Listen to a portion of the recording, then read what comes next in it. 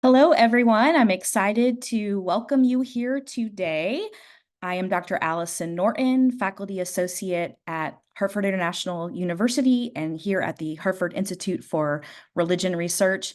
We are here doing our fifth in our series of webinars and have a fascinating conversation planned around our research coming out of our five-year project exploring the pandemic impact on congregations.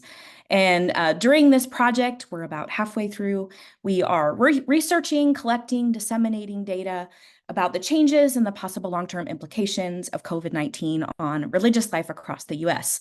So we're glad you're here today to join in this conversation about what we're learning and how these findings may be relevant and useful for your ministry planning and decision-making.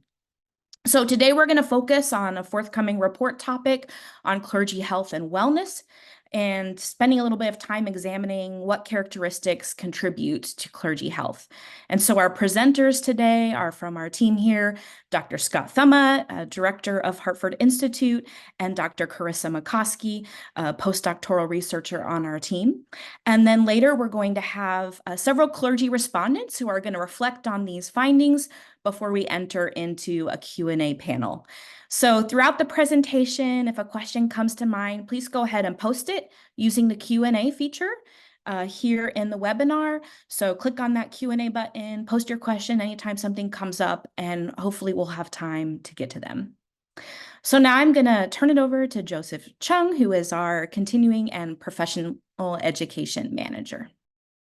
Thank you so much, Allison. I'm here to share the Continuing and Educational program. We're a platform here at HIU where we share learning opportunities to people who would like to learn about a course, who would like to audit a course for non-degree seeking students.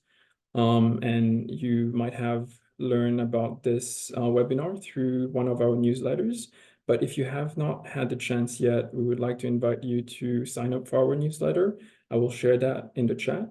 And next week in March, on March 12th, we will have Imam Chaplain Omar Badra who is the Director of Muslim Life at Yale, who will be giving a webinar on Islamophobia, origins and consequences. So we would like to share that with you as well in the chat for you to sign up. And without further delay, I would like to invite Carissa to start. Thank you. Good morning, everyone. Throughout our analysis of the survey data we have gathered as part of the Exploring the Pandemic Impact on Congregations project, we started to notice a trend of elevated stress and exhaustion among clergy leaders. So this led us to conduct a focused survey specifically on the topic of clergy well-being to answer the broad question, how healthy are U.S. clergy leaders? Our recent research released in January of this year reported an increase in recent years in the percent of clergy who are seriously considering either leaving their current congregation or leaving the ministry profession altogether. In this analysis, however, we want to examine how healthy clergy are, what they do to maintain their health, and what contextual factors within their congregations affect the level of clergy health and wellness. We explore health and wellness of clergy using nationally representative survey data that we collected in the fall of 2023 from about 1,700 clergy leaders. While this analysis cannot suggest causal relationships between these dynamics, there are clear correlations between several key characteristics and a greater level of clergy well-being. To gather information on the health and well-being of clergy leaders, we used a slightly adapted version of the Harvard Flourishing scale. We asked clergy to rate their agreement from 0 to 10 with each of the following items. Overall, I am satisfied with my life as a whole these days. In general, I usually feel happy. Overall, I feel the things I do in my life are worthwhile. I understand my purpose in life. I always act to promote good in all circumstances, even in difficult and challenging situations. I am always able to give up some happiness now for greater happiness later. I am content with my friendships and relationships. My relationships are as satisfying as I would want them to be. And then also their self-rated physical, mental, and financial health. We also added a few extra questions, which are not gathered in the Harvard 2022 data.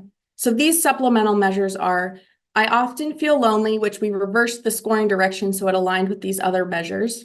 I feel connected to the broader community around me.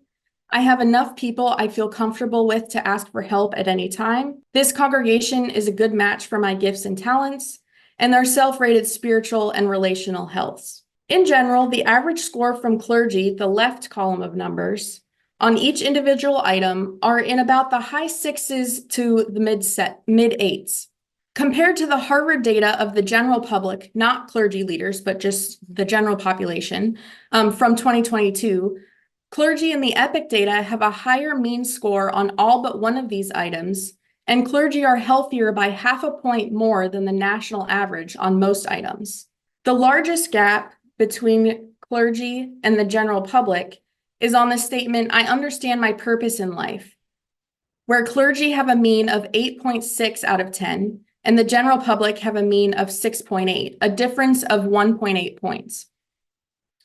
The only statement where clergy are lower than the general public is the statement, my relationships are as satisfying as I would want them to be, where clergy are only 0.1 point lower than the general population.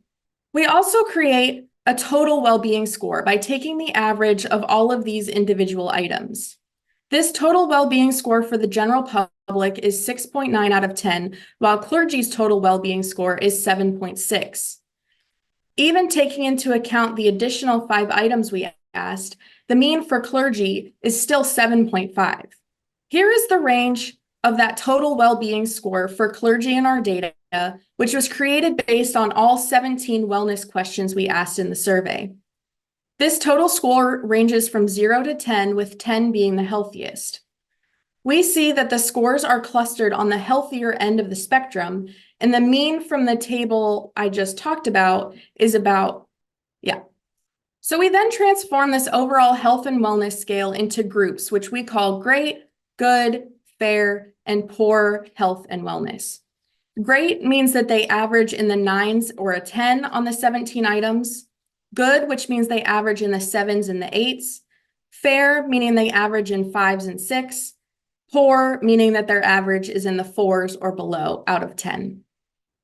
In 2023, 2/3 of pastors score in the good or great ranges with their overall health and wellness, with 50% in the good category and 16% in great. About 27% of clergy fall into the fair range, and only about 7% are in the poor health category. So now that we know that clergy are relatively healthy, next we want to explore what impacts their health and wellness. First, I will discuss the role of personal characteristics of the clergy leader, then engagement in some help-seeking behaviors, and then how changes in personal religious practices are important. Scott will then continue with a discussion of the role of the congregation, both in its characteristics and dynamics, on the health of its leader. Before examining these relationships, here is a summary of some demographic characteristics of the clergy in this study. This infographic summarizes several basic pastoral characteristics. The average clergy person is 59 years old and has been at their church position for a median of 7 years. 80% of clergy are white, 10% are Black or African American, and 10% are other ethnic or racial identities. 80% of clergy are male, 75% of clergy are employed full-time, and 63% are solo leaders, as opposed to being a co-leader or a senior leader of a ministry team. I won't read the rest of these stats for you now, but I will cover the relevant ones as I go. When looking at how age compares to overall health and wellness, we found that more millennial clergy leaders score lower on wellness as compared to their older peers.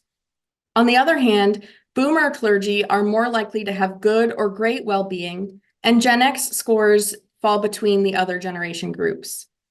While not in the graphic due to a small sample size, clergy from the silent generation scored quite high on health and wellness, which could be a selection effect in that only clergy leaders from the silent generation who are healthy choose to continue in ministry.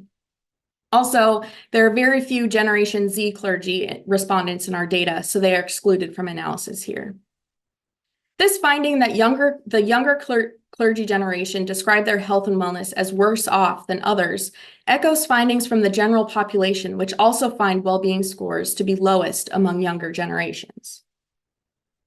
On a related but distinct note, we examine how the length of time a clergy person has been at their current congregation affects the overall health and wellness of the leader. Generally, we find that the longer a clergy person has been at their congregation, the healthier they are. This is especially true for clergy with tenures of 16 years or more, where 82% claimed good or great wellness. The only exception to this pattern is those clergy at the church for 5 years or less, with almost 2/3 of them saying their health and wellness are good or great, which is quite interesting since these are the clergy who became the leaders of their congregation just prior to or during the pandemic period. Clearly, the most wellness challenging tenure ranges were ministers serving their congregations between 6 and 10 years and 11 to 15 years. Both of these groups have a noticeably smaller percentage in the high health group and a large proportion of clergy in the low health group. Also, we find that clergy who are part-time are more likely to assess their health and wellness higher as compared to their full-time counterparts. Perhaps this is due to having other outlets for their gifts and talents, or perhaps due to having distance between the congregational dynamics and the leader's well-being due to less time spent in the congregation. Interestingly, there is no significant difference in health and wellness between solo leaders and clergy with a ministry team or partner. Finally, as discussed in greater detail in our January 2024 report, health and wellness is highly associated with increased thoughts of leaving one's current congregation, the ministry profession altogether, or both. Over half of clergy who are seriously considering both of these leaving options fell into the fair or poor health categories, as compared to only 22% considering neither leaving option. On the other hand, 1/3 of clergy who had no thoughts of leaving scored their overall health and wellness to be in the great range. In this survey, we asked clergy about several behaviors which we expected would be restorative. Such help-seeking behaviors include taking a sabbatical, taking a regular day off each week, participating in a peer group with other clergy, utilizing resources aimed at well-being, and seeking guidance from a spiritual director, counselor, or therapist. For many clergy, a sabbatical represents an extended period of rest, often earned after 7 years of service. It is important to note, however, that not all congregations or faith traditions offer sabbaticals to their leaders. In the fall of 2023, only 17% of clergy report having had a sabbatical within the last 10 years. This percent has gone down since our 2020 Faith Communities Today survey, where 23% of clergy report having a sabbatical within the last decade. Even looking at only clergy in 2023 who have been at their congregations for 7 years or more, still only 23% report taking a sabbatical within the past 10 years. Nevertheless, having a sabbatical did not dramatically increase one's wellness, perhaps due to the relatively few clergy taking them. The restorative effects of a sabbatical did show up in the open-ended comments, however, of a few clergy, even though the quantitative data did not show a difference. When looking at the practice of taking a regular day off from employment, we find an increase in the percent of clergy who report taking their day off each week. In 2023, 74% of clergy report taking a day off, whereas in early 2023, only 68% report taking their day off. Statistically, there was no difference between the health and wellness scores of clergy who took their day off and those who didn't. This could be because the percent of clergy who do take their day off is already so high. However, without a doubt, this practice indirectly contributes to a better work environment and relationship with the congregation. And numerous clergy commented on the value of a day off for their health and well-being in the open-ended questions of the survey. In addition to time off, we asked clergy about their networks and leaning on others for support during their work life. In the fall of 2023, 69% of clergy report participating in a clergy peer group. Peer group participation does seem to be somewhat beneficial for overall health and wellness. More clergy who engage in peer groups are in greater health as compared to clergy who do not. Additionally, we inquire whether clergy take advantage of mental health and wellness resources from their denomination, judicatory, or region. Just over half of clergy report using such resources. While the availability and content of these resources might vary from denomination to denomination or area to area, we find that not only are many leaders using these resources, but also we find that taking advantage of them is associated with greater overall health and wellness. Clergy who use these resources are more likely to claim good or great well-being and less likely to have poor overall health as compared to those who do not use such resources. And finally, 58% of clergy report seeking guidance from a spiritual director, counselor, or therapist in the last 3 years, capturing the time since the pandemic. Interestingly, this activity of seeking guidance from a spiritual director, counselor, or therapist seems to work very differently in relation to one's overall health and wellness than the other help-seeking behaviors I just discussed. In this case, the clergy who have not sought therapy or guidance scored much healthier. Likely, this suggests that only those who sense they are lacking in mental health and wellness reach out for this kind of formal assistance. Therefore, those who do not engage with a counselor, director, or therapist feel they don't need it and in turn score their own well-being much more highly. Given that the profession of a clergy person is one of being a spiritual leader, we wondered how changing their personal engagement in various religious practices since the pandemic may or may not have an impact on their overall well-being. We ask about changes in prayer or meditation practices, reading scripture, and viewing their faith as important to everyday life. In the fall of 2023, most clergy report maintaining their levels or increasing them of these religiosity measures. Some clergy, however, do report some decreases. For example, 11% of clergy say they pray or meditate less now as compared to the pandemic. We find that a decrease in any of these 3 items, prayer and meditation, scripture reading, or the importance of faith in daily life, is associated with lower overall health and wellness. This graph shows just the correlation between overall health and wellness and prayer habits. Most important here is that no clergy person who decreased their prayer or meditation frequency, the dark blue bars, is in the greatest health and wellness range on the far right. We find similar patterns when looking at scripture reading habits and the overall importance of religion in daily life. In many ways, these spiritual components are like a barometer of wellness for the religious leader. Whether a decline in these faith practices came before or following a decline in wellness is unknown. These dynamics are clearly related for clergy. And not surprisingly, the connection between the intensity of religious practices and clergy well-being is even clearer when looking specifically at the question that asks respondents to rate their spiritual health. This graph here shows self-rated spiritual health compared to changing the importance of faith in their everyday life. 40% of clergy who report a decrease in the importance of their faith to their daily life have poor self-rated spiritual health, as compared to clergy leaders who maintained or increased the importance of faith to their daily life.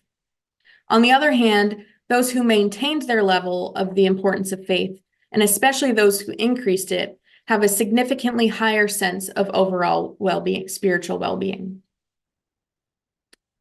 I will now turn it over to Scott to talk about the role of the congregation on clergy well-being. Thank you, Carissa. Afternoon, folks. So on the whole, clergy seem quite healthy. However, we did notice one really challenging dynamic that came up a number of times in the open-ended responses. A good many clergy expressed feelings of loneliness and isolation. And conversely, we noticed that the more connected, relationally connected person pastor was, the better their well-being score. So we directly asked about loneliness in our assessment and discovered that more than a third 1/3 of clergy claimed to be frequently lonely. 13% were often lonely, 21% were sometimes lonely, and only 28% of clergy said that they were rarely lonely.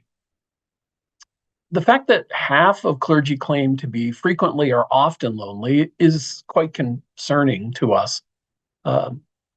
There's probably a number of factors likely to play into this dynamic. The Surgeon General has written about a loneliness epidemic that's present in our society. Maybe the clergy vocation is a lonely profession. But we think it's something to watch and ultimately for denominations and judicatories to address. We also noticed that the extent to which a clergy person feels there's a good fit between them and their membership is also related to the level of loneliness. The better the fit, the fewer clergy report feeling lonely. As such, we were kind of playing around with this idea of how relationally connected folks were. And so we created a relational wellness scale of how strong clergy feel their relationships with others are. And we combined some of those indicators that Carissa talked about earlier. We put together reported relational health, being content with one's relationships, finding them satisfying, feeling connected to a broader community, and having a social network of people to rely on. And what we found was that clergy generally have a fairly high relational wellness score. 19% of them scored in the great category, and another 41% fell into the good category. Overall, this wellness measure, this relational wellness measure, is highly correlated to both mental health and also inversely to loneliness. 2/3 of clergy who are in the poor relational wellness category also have poor or fair mental health, while on the other hand, 86% with great relational wellness have great mental health. Similarly, 2/3 of clergy with great wellness, relational wellness, are rarely lonely. And 3/4 of clergy with poor relational wellness are frequently lonely. You can see there's some real correlation between these two things. But it's not just items like leadership configurations or relational ties or tenure of one's pastorate, but also other congregational characteristics such as denominational family and church size that affect clergy wellness. While the correlation between religious family and clergy health is not terribly strong, denominational family did make some difference in their wellness scores. Clergy in the Catholic and Orthodox traditions, as you can see, clustered in the good wellness category more often. Mainline and evangelical Protestants scored comparable to one another in both the highest and lowest health categories, with slightly more mainline in the good wellness group and more evangelical pastors in the fair comparatively. To respond to one of the Q&A questions, we had about 50 different denominational groups represented in this survey. So it is across the Christian spectrum in the US. We also looked closely at size, and in this survey, the median in-person worship attendance size of churches was 55, which means that half the congregations were above 55 in worship and half were below, and that's in-person worship. And generally what we found was the larger the church, the more likely the clergy person was to have a higher wellness score. Those serving in congregations of 50 or fewer attendees were most likely to have poorer wellness. And the patterns kind of held across the different sizes, except we see some different patterns in the 51 to 100 range. And they're kind of interesting, and I'm not sure what to make of them. Over 20% of clergy in this size church scored in the highest health and wellness category, and 8% in the lowest. But their patterns of response don't quite fit the other groups quite as well. So it's something maybe we should talk about.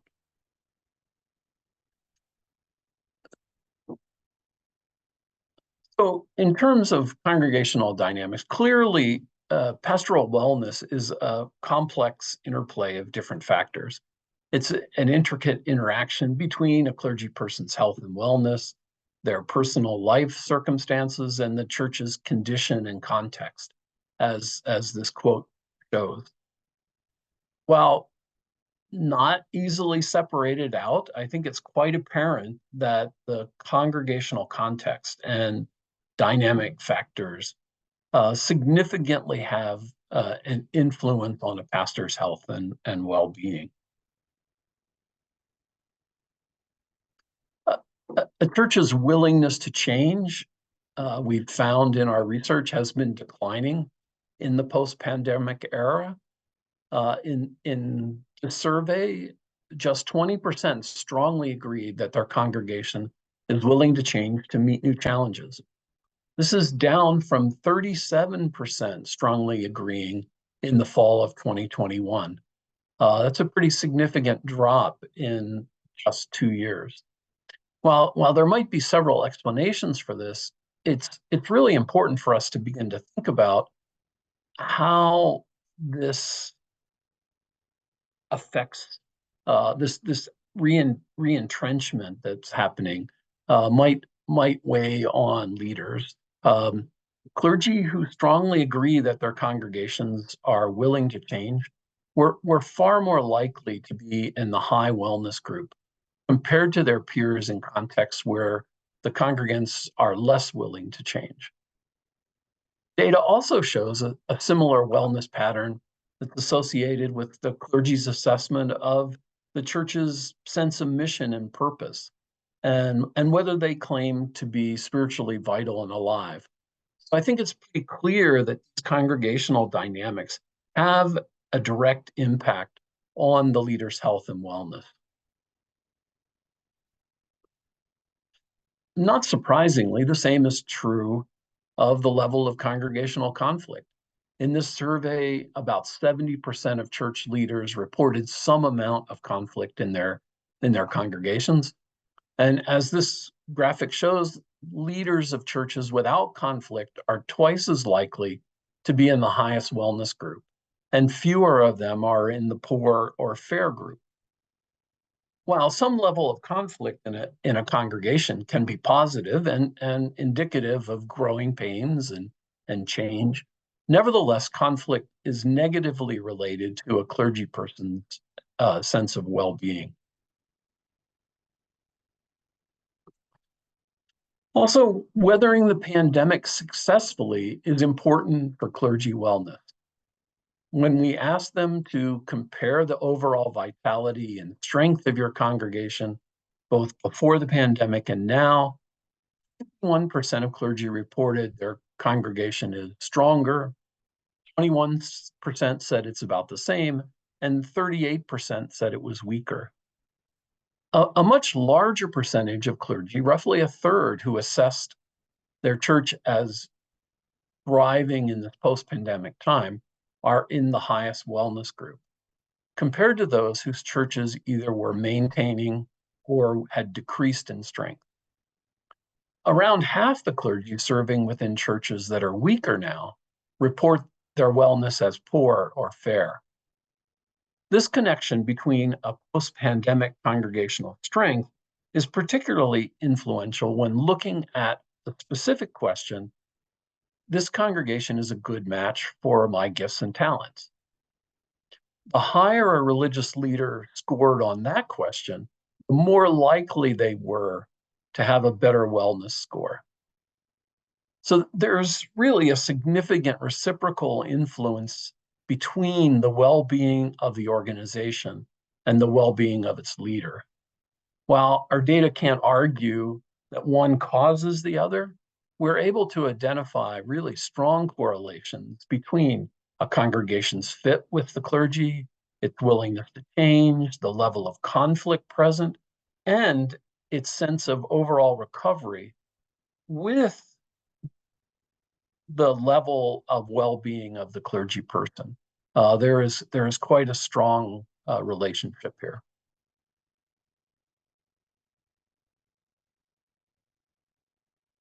So, in conclusion, overall, we really found that clergy are generally quite healthy.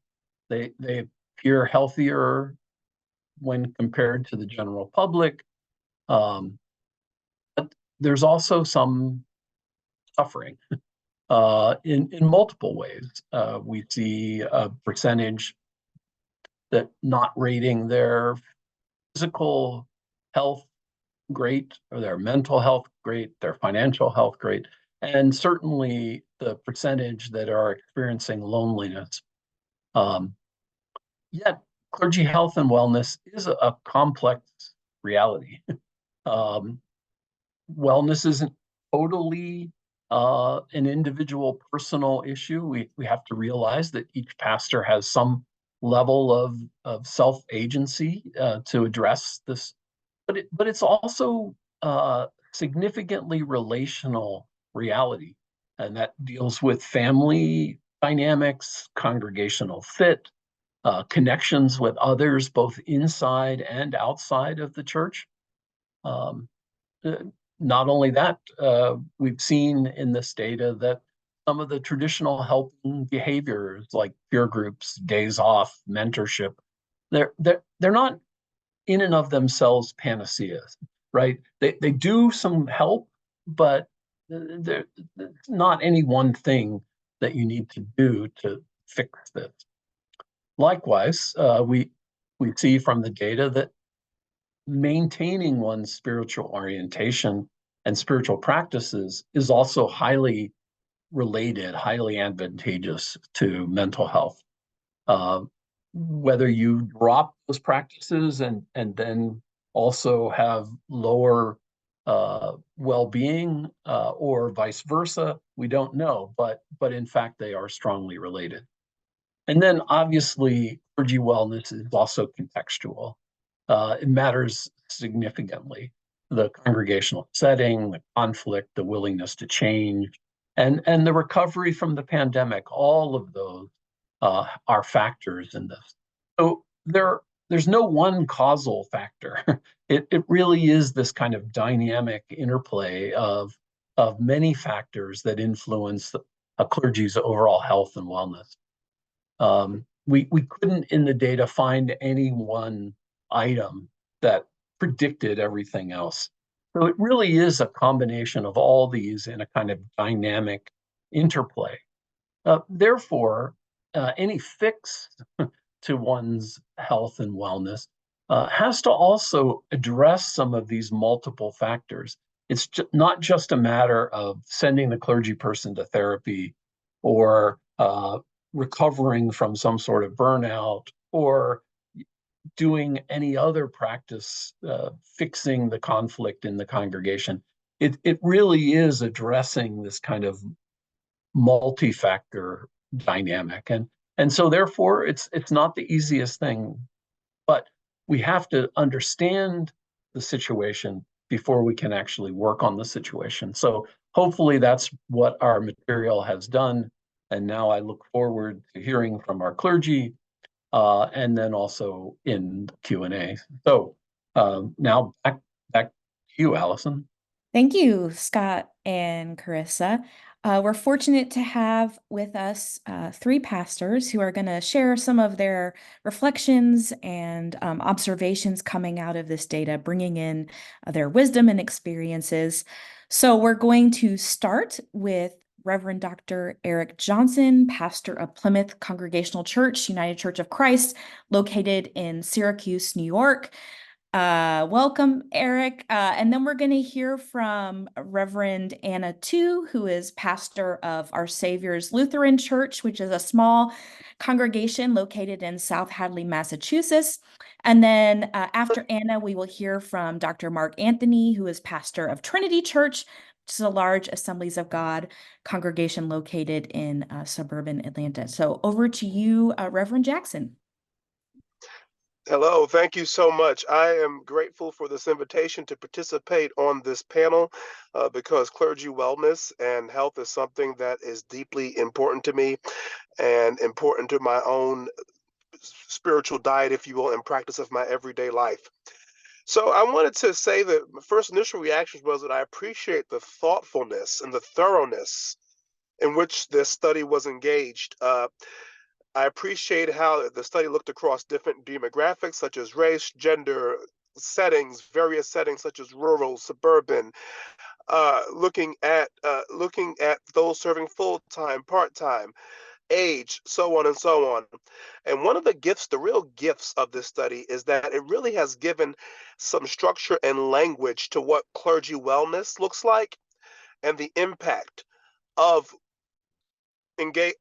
actually engaging in a lifestyle of wellness for clergy. Because I think most of the time when we talk about clergy wellness, we frame it as this one big catch-all, and we don't have any real language or structure to talk about, okay, these are the pillars of what clergy wellness actually looks like. And these are the conversation partners beyond the clergy that have impact on clergy health. So within my own journey, I'm going to share a little bit about my own journey with about clergy health uh, to help frame some of this conversation as I go a little bit deeper. One of the things I had to learn about was actually taking agency to care for myself. Because when I first started out in ministry, I just believed that, you know what, if I just continue to do, and produce, worry about my health later, then I can be a success in ministry and have fruitful and productive ministry. And you know what? I'll deal with the health stuff later, and thought that was okay. But for me in 2022, actually before 2022, but 2022 was when I made the decision to actually make a change in my own health. What I had to learn was to establish really guiding a guiding philosophy and mission around health and wellness for myself, but then also taking a look at really how can I change my relationship between food, fitness, and overall health and well-being. And one of the things that I had to learn was that which was excellently stated in the study, the more that I take care of myself and the more I engage in better wellness habits, the better I could be for others. So it was sacrificing myself on the altar was not going to lead me to be the best possible version of myself that I could be, and then thusly be able to have the most faithful and fruitful ministry that I could possibly have.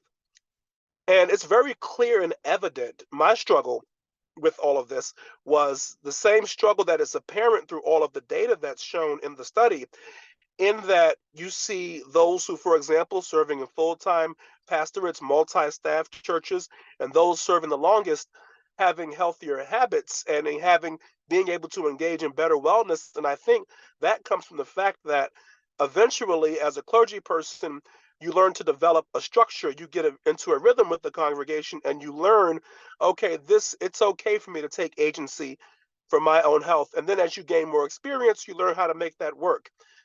But on the other side of that, not every clergy person has that story. More so, what happens is clergy go through this process of burnout. Then we ask questions about, well, did they go to counseling and so on? But things like counseling are things to try to clean up a mess that is all trying to say, look at somebody who's had, for example, a nervous breakdown and then move towards counseling, is trying to already fix or clean up a system that is in disrepair. And am I saying that's what the purpose of counseling is? Absolutely not.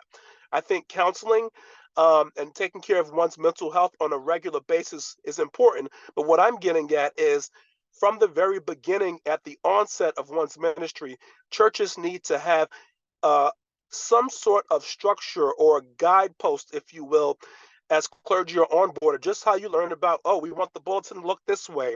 We want worship done this way. Well, this is our structure. This is a structure that we have about what we are hoping you will do with self-care, or even having some sort of self-care covenant and understanding. Because I think the biggest problem I faced was not having a structure and having to take agency for myself. And I think if clergy were able to, at the onset and the beginning of one's ministry, was able to be, as they entered the parish immediately, was able to have a structure and a system in place for self-care and know that it is okay. And then taking some of the language from this study about what this could look like, I think it could also reduce the amount of burnout and the amount of clergy turnover that we are seeing. So I'm grateful for this study. I'm grateful for the work that the Hartford Institute is doing. And I just want to restate the importance of structure, structure, structure, and giving clergy the ability to take agency for one's own self-care and wellness, and having those systems in place at the start of one's ministry, as opposed to reacting after an explosion happens, or a clergy person getting lucky enough to last long enough and going through the trenches and finding out 7 years later, okay, oh, this is how I can do this. Thank you.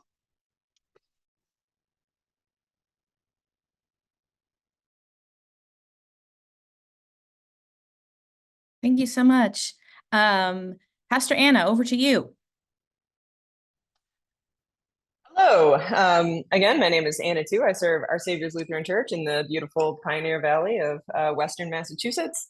I also want to echo Pastor Jackson's thanks for the study. It's really interesting. And I was telling Dr. Thama before we started that we're actually doing better than I thought we were in a lot of ways, although there are still obviously some areas of concern. But it was a great zoom out because I think a lot of us, we see the clergy people that we know and we see ourselves, but to be able to see this aggregate data is incredibly helpful. So I want to echo Pastor Jackson again that healthy clergy do tend to produce healthier churches. I think we see that over and over again. And I have found, I've been in ministry for 13 years. I've been a solo pastor for 11 of those 13 years, and also went through my own journey of realizing that the body of Christ is also my body, that I am part of this body of Christ and worthy of care and worthy of love and worthy of being taken care of by both myself and the structures that we have in place.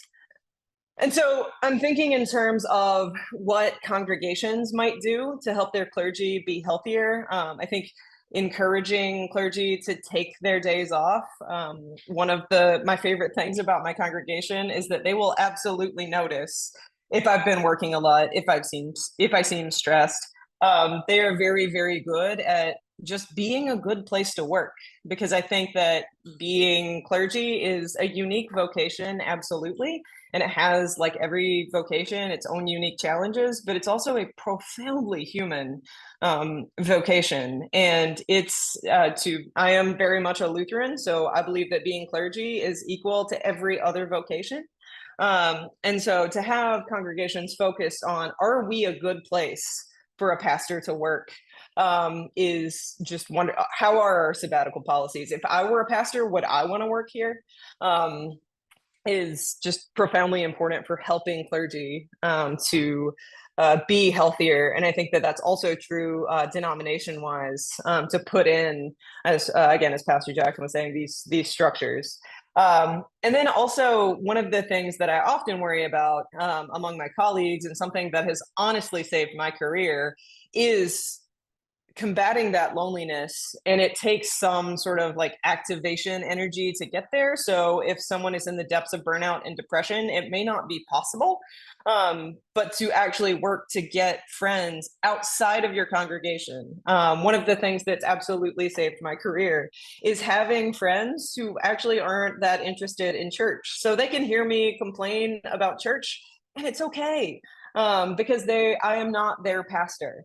And they are not particularly concerned with how my church is going or me as a pastor. They just know me as Anna. I'm just their friend Anna. And it just helps me to be able to be a human, which in turn just makes me a better pastor. No one of us, no matter what we do for a living, can be our professional self everywhere.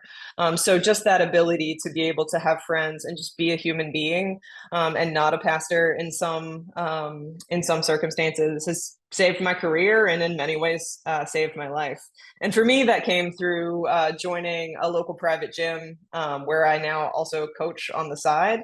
And it's this whole other community that teaches me things about doing hard things, about being community, that I then bring back to the church. So honestly, it feels like continuing education. So however clergy find that, in whatever communities they find it, I always encourage clergy to do that. Make friends your age.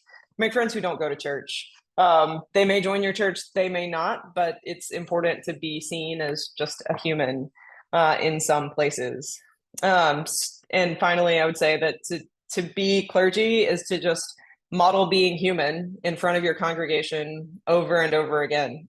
So being open where appropriate about our struggles and about what we're learning about being human and our experiences outside of our work, helps our church people, I think, to reflect on their lives outside of their work and to encourage them to have the same work-life balance that we hope that all people can have.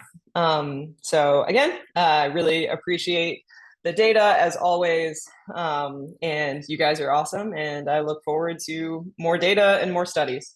Thanks so much.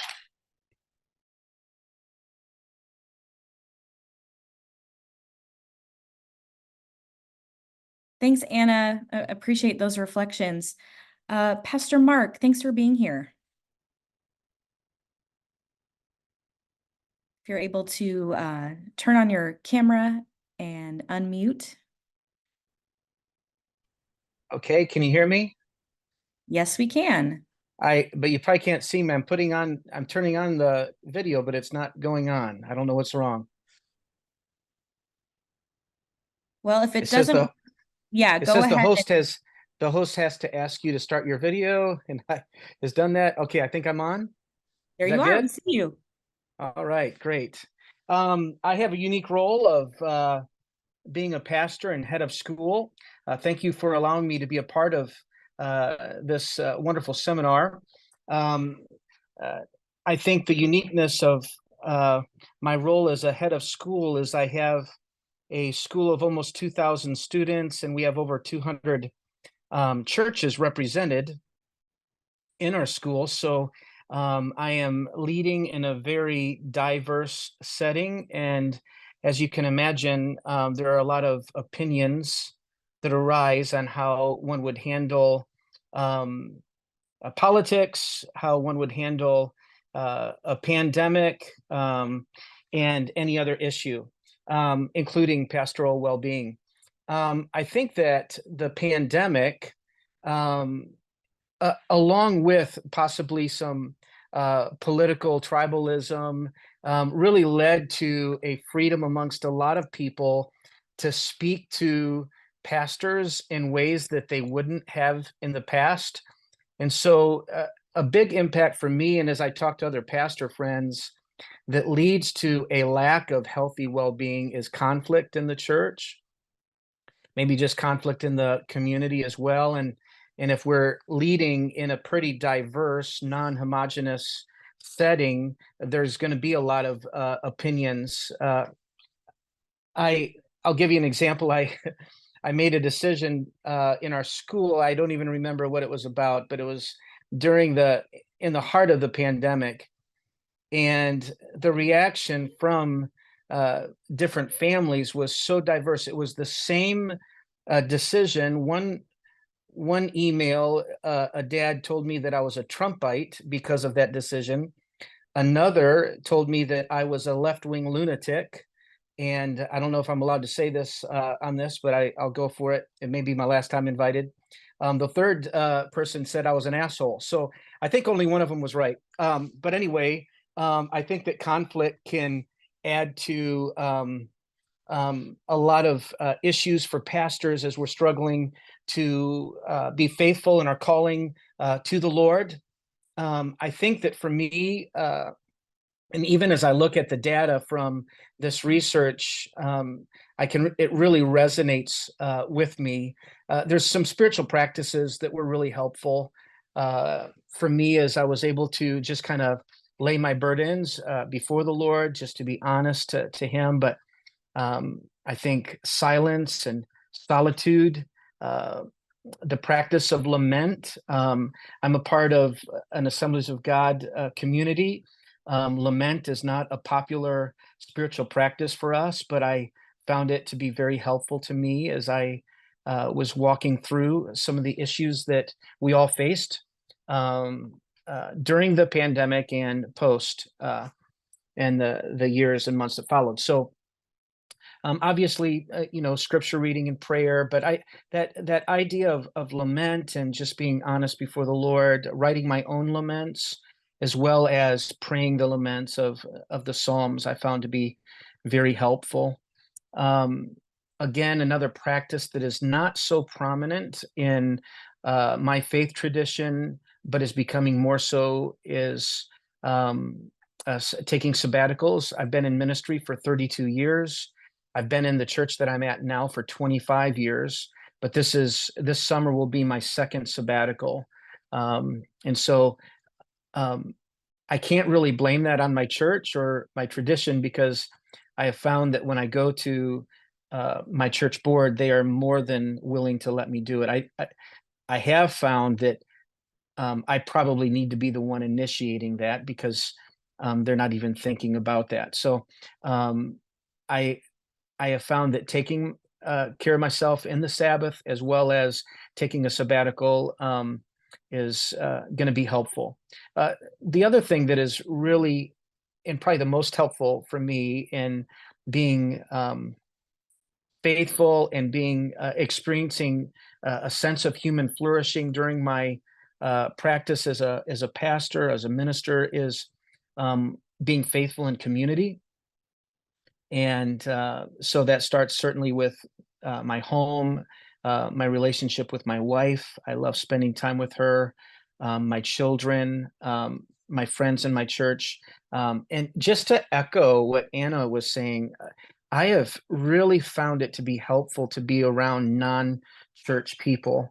And so something that is really popular around here, I think maybe you've heard of it, it's called pickleball, but I play a good bit of pickleball, and I am around a lot of people who are not in a church community, a faith community at all, but they become really good friends of mine. And if I'm playing pickleball, I'm not really thinking about the stress and the strain of church, and it becomes a real place of rest and peace for me. So those are a couple of items that come to mind as I was listening to the wonderful results of this research. Again, thanks for inviting me. Well, our time is about up. I just really want to thank all of you who have joined us, and especially to thank our pastors who have shared deeply out of their experience and really enriched our conversation today.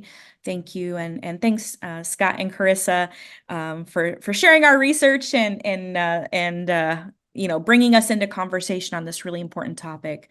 I would like to also invite all of you who are here. You've seen in the chat that Joe has posted a link there. Please, fill out that webinar feedback link. It's not just a place to provide feedback about your experience, but it's a place for you to recommend topics that we can explore further. This is a monthly webinar series, so share your ideas of what you want us to explore out of the data next. What are your questions? How can we create new topics that you'd be interested in. And related to that, our next webinar is on financial health.